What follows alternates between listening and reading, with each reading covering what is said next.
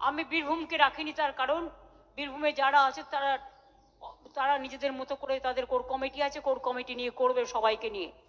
কেষ্ট কাউকে কিন্তু বাদ দেওয়া যাবে না, কাজলকেও কনফিডেন্সে নিতে হবে, আশিস দাকে আর শতাব্দীকেও মাঝে মাঝে ডেকে নেবে। কাজেই সবাই মিলে করবে, বাদ বাকিটা জেলা ওয়াইজ। আর তোমাদের বর্ডার যেটা মুর্শিদাবাদের ভরতপুর মনে হয়, যেটা আমাকে ভরতপুরের এমএলএ বলেছিল, ভরতপুরের এমএলএ কি এখানে আছেন?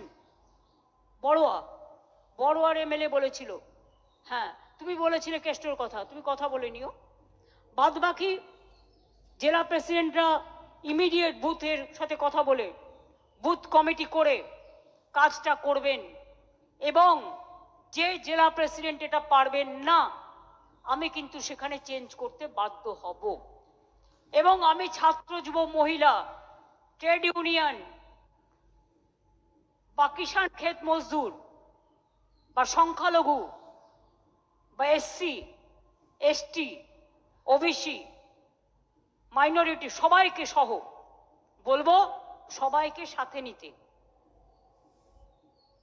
যখন বুথে এই কাজটা করবেন। এমপিদের আমি রিকোয়েস্ট করব, আগামী দিন অ্যাসেম্বলি ইলেকশন আছে, এর ওপর আপনাদের ভাগ্য নির্ভর করছে। তার কারণ আমি বিজেপিকে বিশ্বাস করি না। জোর করে ওয়ান নেশন ওয়ান ইলেকশন করে আবার কিন্তু লোকসভা ইলেকশন অ্যাসেম্বলি ইলেকশন একসাথে করতে পারে।